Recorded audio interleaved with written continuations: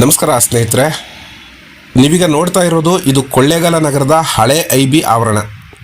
ಇಲ್ಲಿ ನೋಡಿ, ಕಾಂಪೌಂಡ್ಗೆ ಸೇರಿದಂಗೆ ಇರುವಂತಹ ಈ ಗಿಡನ 2018ರಲ್ಲಿ ನಾನೇ ಹಾಕಿದ್ದು, ಅಂದರೆ 6-7 ವರ್ಷದ ಹಿಂದೆ. ಅಂದಮೇಲೆ ಇದು ಇಷ್ಟೊತ್ತಿಗೆ ದೊಡ್ಡ ಮರ ಆಗಿರಬೇಕಿತ್ತು. ಆದರೆ ಇದ್ರ ಪಕ್ಕದಲ್ಲಿರುವಂಥ ಈ ನೀಲಗಿರಿ ಮರದಿಂದ ಈ ಗಿಡ ಬೆಳೀತಾ ಇಲ್ಲ. ಕಾರಣ ಇಷ್ಟೇ, ನೀಲಗಿರಿ ಮರ ಇರೋ ಕಡೆ ಬೇರೆ ಯಾವ ಗಿಡಗಳು ಸಹ ಸಮೃದ್ಧಿಯಾಗಿ ಬೆಳೆಯೋಕ್ಕಾಗಲ್ಲ. ಯಾಕಂದರೆ ನೀಲಗಿರಿ ಮರ ಬೇರೆ ಸಸಿಗಳಿಗೆ ನೀರನ್ನ ಕೊಡೋದಿಲ್ಲ. ತುಂಬ ನೀರನ್ನ ಈ ನೀಲಗಿರಿ ಮರಗಳೇ ಹೀರ್ಕೊಳ್ಳುತ್ತೆ.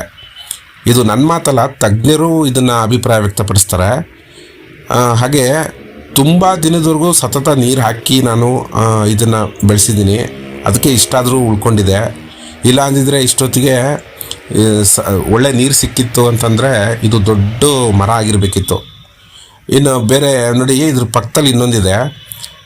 ಕಳೆದ 3 ವರ್ಷದಿಂದ ನಾನೇ ಈ ಗಿಡ ಕೂಡ ನಾನೇ ಈ ಬೇವಿನ ಸಸಿನ ಹಾಕಿದ್ದು. ಆದರೆ ಇದು ಕೂಡ ಬೆಳೀತಾ ಇಲ್ಲ. ಇದಕ್ಕೂ ನೀರು ಹಾಕಿ ಸಾಕಾಗಿದೆ. ಹಾಗೆ ಬಿಟ್ಬಿಡೋಕ್ಕೆ ನನಗೆ ಇಷ್ಟ ಇಲ್ಲ. ಯಾಕಂದರೆ ಈ ಗಿಡ ಹಾಕಬೇಕಾದ್ರೆ ನಾನು ಆಗ ಶಾಸಕರು N. ಮಹೇಶ್ MLA ಆಗಿದ್ದರು. ಅವ್ರ ಕೈಲಿ ನೀರು ಹಾಕ್ಸಿದ್ದೆ ಈ ಗಿಡಕ್ಕೆ. ಆಗ ಕೌನ್ಸಿಲರ್ಗಳು ಕೂಡ ಸುಮಾರು ಜನ ಇದ್ದರು. ಈ ವಾತಾವರಣ ಹಸಿರಾಗಬೇಕು ಅಂದರೆ ಈ ನೀಲಗಿರಿ ಮರ ಇದೆಯಲ್ಲ, ಇದನ್ನು ತೆಗಿಬೇಕು. ಇದೇ ಕಾರಣಕ್ಕೆ ನೀಲಗಿರಿ ಮರಗಳನ್ನ ತೆರವು ಮಾಡಬೇಕು ಅನ್ನುವಂಥ ಅಧಿಕೃತ ಆದೇಶ ಕೂಡ ಇದೆ. ಸಾಕಷ್ಟು ಕಡೆ ಈ ನೀಲಗಿರಿ ಮರಗಳನ್ನ ತೆಗೆದಿದ್ದಾರೆ. ಅದೇ ರೀತಿ ಈ IB ಕಾಂಪೌಂಡ್ ಒಳಗಡೆ ಇರೋ ಈ ನೀಲಗಿರಿ ಮರ ಕೂಡ ತೆರವು ಮಾಡಬೇಕು. ಇದ್ರ ಬಗ್ಗೆ ನಾನು ಹಿಂದೆ ಕೂಡ ಅರಣ್ಯ ಇಲಾಖೆಯವ್ರ ಜೊತೆ ಮಾತಾಡಿದ್ದೆ. ಆದರೆ ಏನೂ ಕ್ರಮ ಆಗಿಲ್ಲ. ಈಗಲೂ ಸಹ ಫಾರೆಸ್ಟರ್ ಜೊತೆ ಮಾತಾಡಿದ್ದೀನಿ. ಖಂಡಿತ ಕ್ರಮ ಕೈಗೊಳ್ತೀವಿ ಅಂತ ಹೇಳಿದ್ದಾರೆ ಅವರು. ಆದಷ್ಟು ಬೇಗ ಅರಣ್ಯ ಇಲಾಖೆಯವರು ತೆರವು ಕಾರ್ಯ ಮಾಡಿದ್ರೆ ಇನ್ನೊಂದಷ್ಟು ಸಸಿಗಳನ್ನ ಇಲ್ಲಿ ಹಾಕ್ಬೋದು.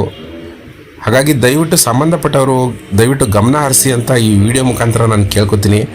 PWD ಇಲಾಖೆ ಸಹ ಸಹಕರಿಸಬೇಕು. ನಮಗೆ ಒಂದೊಳ್ಳೆ ಪರಿಸರ ನಿರ್ಮಾಣ ಆಗಬೇಕು ಅಂದರೆ ಎಲ್ಲರೂ ಕೈ ಜೋಡಿಸ್ಬೇಕು.